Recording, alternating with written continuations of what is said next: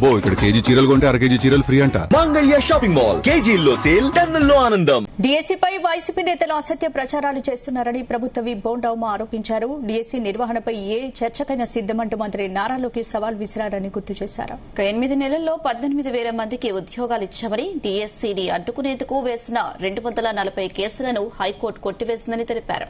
YCP నిరసనలకు విద్యార్థులు రాకపోవడంతో గంజాయి బ్యాచ్ రౌడీ షీటర్లతో ధర్నాలు చేస్తున్నారని విమర్శలు చేశారు. 2019 నుంచి 2024 మధ్య గ్రూప్ 1 పోస్టులను కోర్టులకు అమ్ముకున్నారని, హైకోర్టు తీర్పుతో అధికారులకు జైలు శిక్ష పడిందని గుర్తు చేశారు. సిద్ధం అని చెప్పి స్పష్టంగా మా విద్యాశాఖ మంత్రి నారా లోకేష్ గారు స్పష్టంగా దానికి ఛాలెంజ్ చేశాడు. ఏ చర్చకైనా సిద్ధం. మీరు స్పోర్ట్స్ కోటా మీద అంటారా? స్పోర్ట్స్ కోటా మీద. బ్రిడ్జ్ గేమ్ లో బ్రిడ్జ్ ప్యాకాట ఆడే వాళ్ళకి డిఎస్సి రిజర్వేషన్ వచ్చారని అంటారా? దాని మీద కూడా చర్చ సిద్ధం.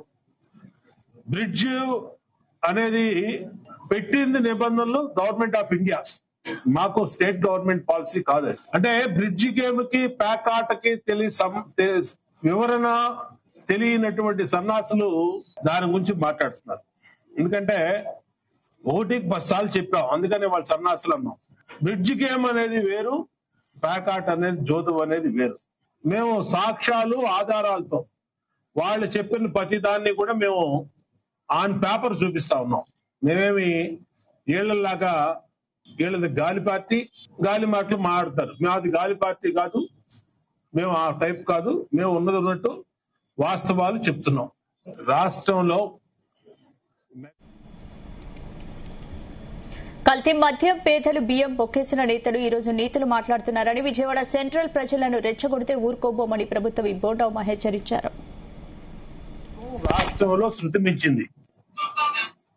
ఈరోజు ఎక్కడా లేనటువంటి విధంగా రాష్ట్రంలో ఈ కార్యక్రమాన్ని వైఎస్ఆర్ కాంగ్రెస్ పార్టీ గొడ్డల పార్టీ మొదలు పెట్టింది.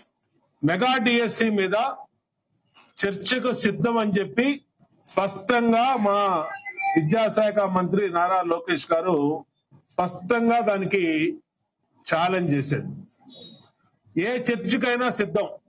మీరు స్పోర్ట్స్ కోటా మీద అంటారా? స్పోర్ట్స్ కోటా మీద.